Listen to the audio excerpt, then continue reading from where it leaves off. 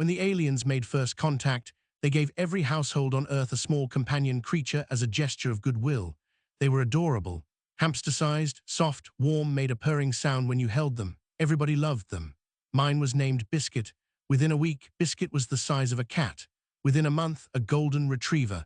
The alien embassy said this was not normal. They said it with the kind of voice you use when something has gone very, very wrong.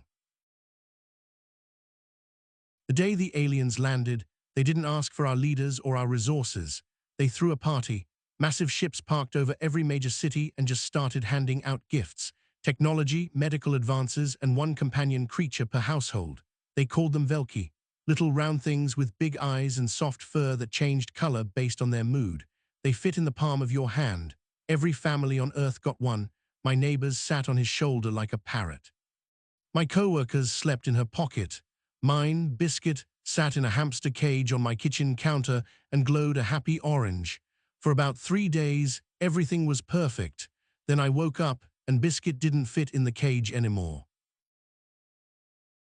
Week 1, Biscuit was the size of a house cat. I bought a dog crate. Week 2, he was the size of a Labrador and had eaten through the dog crate. I cleared out the spare bedroom.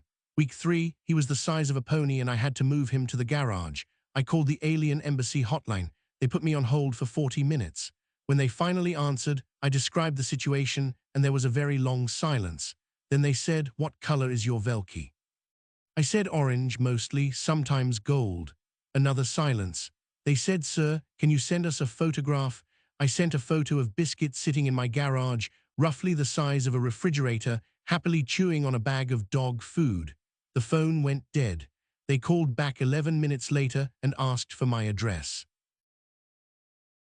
The embassy sent a representative, very tall, very calm, 4 arms. They looked at Biscuit, who was now the size of a small horse and had moved to the backyard because he no longer fit through any door in my house. The representative made a sound I can only describe as alien panic disguised as politeness. They said, "This is fine."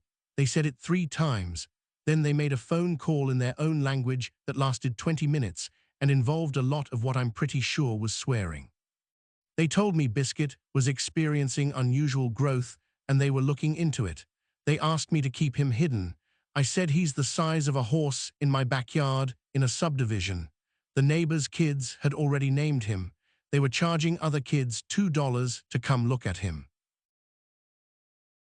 By month 2, Biscuit was the size of a house, not a metaphor, an actual house. He sat in the middle of my street like the world's friendliest roadblock, glowing a contented amber and purring at a frequency that rattled windows 3 blocks away. The city rerouted traffic. The news showed up. I gave an interview standing next to one of his feet, which was roughly the size of my car. The reporter asked how I felt. I said I'd like to know what's going on, and also Biscuit has eaten 400 pounds of kibble this week, and my credit card is maxed. That clip went viral. The alien embassy released a statement calling it an isolated growth anomaly.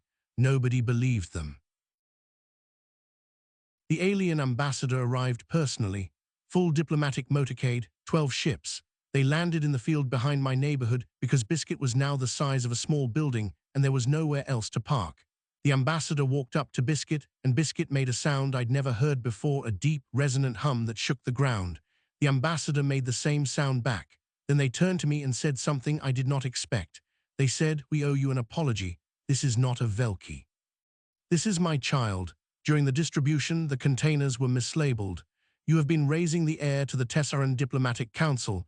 I said, "Your baby?" They said, "Yes, and you have done a wonderful job. He is very happy." I said, "He ate my garage door last week." They said, "Yes, he is teething." They offered to take Biscuit back. I said no. The ambassador looked surprised. All 4 of their eyebrows went up. I said, "I've raised him for 2 months. I've fed him, I've talked to him, I've slept next to him when he was small enough to sleep next to. I'm not just handing him over." The ambassador considered this. Then they offered me a formal position, official guardian to the heir of the Tessaran Council, full diplomatic immunity, a stipend in both Earth currency and galactic credits.